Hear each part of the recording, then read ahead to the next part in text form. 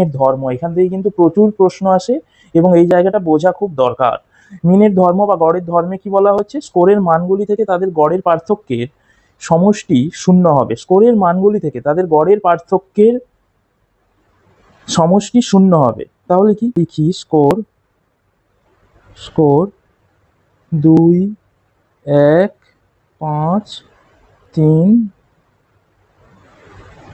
এই তো 5টা নাম্বার।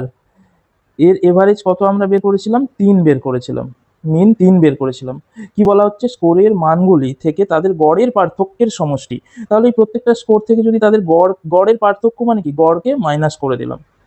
প্রত্যেকটা বলা হচ্ছে স্কোরের মানগুলি থেকে, এগুলো স্কোরের মান 2, 1, 5, 3, 4 থেকে তাদের গড়ের পার্থক্য করছি এবার, অর্থাৎ গড়কে মাইনাস করে দিচ্ছি। এটা মিন মাইনাস করলে কত হবে, প্রথমে 2 - 3 মানে -1, 1 - 3 মানে -2, 5 - 3 মানে 2, 3 - 3 0, 4 - 3 1। বলা হচ্ছে স্কোরের মানগুলি থেকে তাদের গড়ের পার্থক্যের সমষ্টি, গড়ের পার্থক্য এগুলো -1 -2 2 0 1, তাদের সমষ্টি মানে যোগ, এটা সামেশন সাইন মানে যোগ করব। যোগ করলে কি বলা হচ্ছে, সমষ্টি সবসময় শূন্য হবে। দেখি হচ্ছে কিনা, -2 ছিল আর +2, -2 +2 কেটে গেল, এখানে +1 -1 কেটে গেল, 0 পড়ে থাকলো। তাহলে দেখো, তাহলে স্কোরের মানগুলির থেকে তাদের গড়ের পার্থক্যের সমষ্টি শূন্য হবে সব সময়। এটা মিনের ধর্ম। অর্থাৎ তুমি যে কোনো স্কোর নিয়ে নাও, সেখান থেকে গড় বের করো এবং প্রত্যেকটা স্কোর থেকে গড় মাইনাস করে যেটা পাবে তাদের যোগফল সবসময় শূন্য হবে। সেই জন্যই এটা একটা মিনের ধর্ম, স্কোরের মানগুলি থেকে তাদের গড়ের পার্থক্যের সমষ্টি সবসময় শূন্য হবে। আর কি ধর্ম রয়েছে, একটি স্কোরের পরিবর্তন হলে গড়ের পরিবর্তন হয়। আমরা যদি একটা মাত্র স্কোরের পরিবর্তন করে দিই, ধরো এখানে 2, 1, 5, 3, 4 ছিল, তাহলেই কিন্তু গড়ও চেঞ্জ হয়ে যাবে। 2, 1, 5, 3, 4 আমরা দেখি পরিবর্তন করে। 2, একটা আর আমরা রাখলাম না, একটাকে আমরা করে দিলাম 6, 2, 6, 5, 3, 4, বাকিগুলো একই রাখলাম, শুধুমাত্র আমরা একটি মাত্র স্কোরের পরিবর্তন করলাম। বলা হচ্ছে একটি মাত্র স্কোরের পরিবর্তন করলেও কিন্তু গড়ের পরিবর্তন হবে।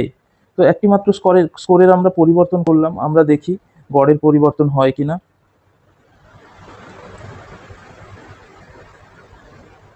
দেখি এটার যোগফল কত হচ্ছে।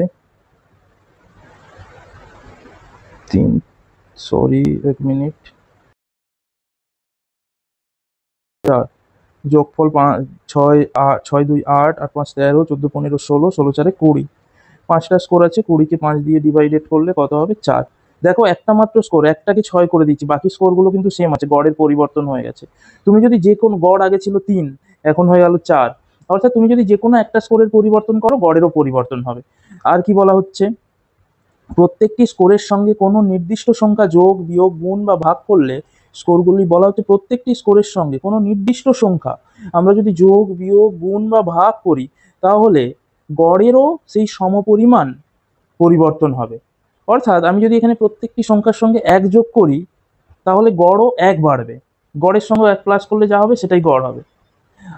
আমরা যদি প্রত্যেকটি সংখ্যার সঙ্গে 2 গুণ করি, তাহলে গড় কত হবে, তোমাকে ধরো এই 5টা সংখ্যা দেওয়া হলো এবং বলে দেওয়া হলো তার গড় 4, তোমাকে বলা হলো এই প্রত্যেকটি কোশ্চেনে বলা হলো এই প্রত্যেকটি সংখ্যার সঙ্গে 2 গুণ করে দেওয়া হলো, দিয়ে যা সংখ্যা বেরোবে তার গড় কত হবে, তুমি সঙ্গে সঙ্গে গড়ের সঙ্গেও 2 যোগ করে দেবে, 8 হবে। আমরা মিলিয়ে দেখি, আমরা 2 এর সঙ্গে 2 গুণ করি, 6 এর সঙ্গে 2 গুণ করি, 5 এর সঙ্গে 2 গুণ করি, 3 এর সঙ্গে 2 গুণ করি, 4 এর সঙ্গে 2 গুণ করি, তাহলে কত হচ্ছে, 2 2 4, 6 2 12, 5 2 10, 3 2 6, 4 2 8।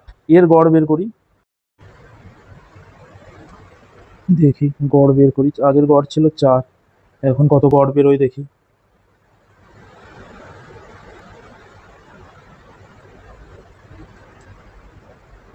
যোগ করব আগে, 12 4 16, 10 26, 26 6 32, 32 8 40, 5 দিয়ে ডিভাইডেড করব, দেখো 5 8 40, তাহলে গড়ের সঙ্গেও 2 গুণ হয়ে গেল, আগে 4 ছিল।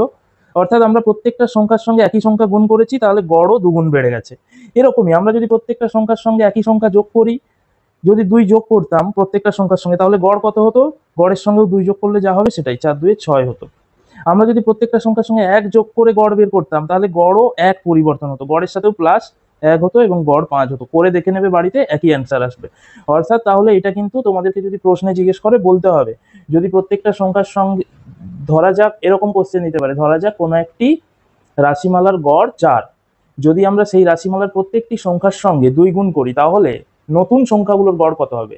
গড় যেহেতু 4 ছিল, তোমরা গড়ের সঙ্গেও 2 গুণ করে দেবে এবং বলবে 8 হবে। যোগ বললে যোগ করে দেবে। অর্থাৎ গড়ের ধর্ম এটাই, যদি প্রত্যেকটি সংখ্যার সাথে কোনো একটি নির্দিষ্ট সংখ্যা যোগ, গুণ, বিয়োগ, ভাগ যাই করা হোক না কেন, গড়েরও সমপরিমাণ পরিবর্তন হবে। অর্থাৎ গড়ের সঙ্গেও সেইটাই মাল্টিপ্লাই হবে বা ডিভাইডেড হবে বা এডিশন হবে বা সাবস্ট্রাকশন হবে এবং গড়েরও সেরকম পরিবর্তন হবে। তোমরা করে দেখতে পারো, বুঝতে পারবে। আর কি ধর্ম দেওয়া থাকছে? আর ধর্ম আছে, তো মোটামুটি এই ধর্মগুলো করলেই হবে। আর গড়ের সঙ্গে আমি বললাম গড়ের একটি মাত্র সংখ্যা পরিবর্তন হলে গড়েরও পরিবর্তন হয়। এবং গড়ে মিনকে কি বলা হয়? আইডিয়াল পরিমাপ, সেন্ট্রাল টেন্ডেন্সির আদর্শ পরিমাপ কাকে বলা হয় যদি জিজ্ঞেস করে, সেটা হবে মিন। তার কারণ কি? মিন হচ্ছে সেন্ট্রাল টেন্ডেন্সির আদর্শ পরিমাপ বা আইডিয়াল মেজারমেন্ট। আইডিয়াল মেজারমেন্ট কেন? তার কারণ মিনে প্রত্যেকটা সংখ্যা ব্যবহার হয়, প্রত্যেকটা সংখ্যাই এখানে ব্যবহার হয়। আমরা যদি মিডিয়ান আর ভূশিষ্ঠক বা মোট করি, সেখানে দেখবো প্রত্যেকটা সংখ্যা ব্যবহার হচ্ছে না। যেহেতু গড়ে প্রত্যেকটা সংখ্যা ব্যবহার হয়, তাই এটাকে আইডিয়াল মেজারমেন্ট বা কেন্দ্রীয় প্রবণতার আদর্শ পরিমাপ বলা হয়, মনে রাখবে।